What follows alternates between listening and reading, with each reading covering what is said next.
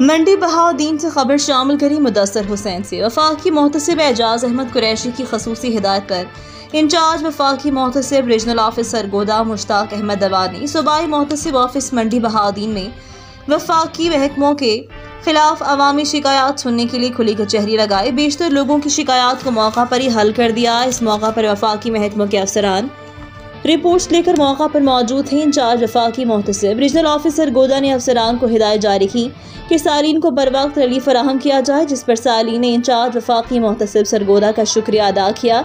इस रोज़ मजीद नई शिकायत भी मौसूल हुई, जिन पर कार्रवाई के लिए इन शिकायत को रजिस्टर्ड कर लिया गया है। अब तक के लिए इतना ही। मजीद खबरों से बाखबर रहने और ताज़ा अखबार पढ़ने के लिए विजिट करें हमारी वेबसाइट rednews.pk।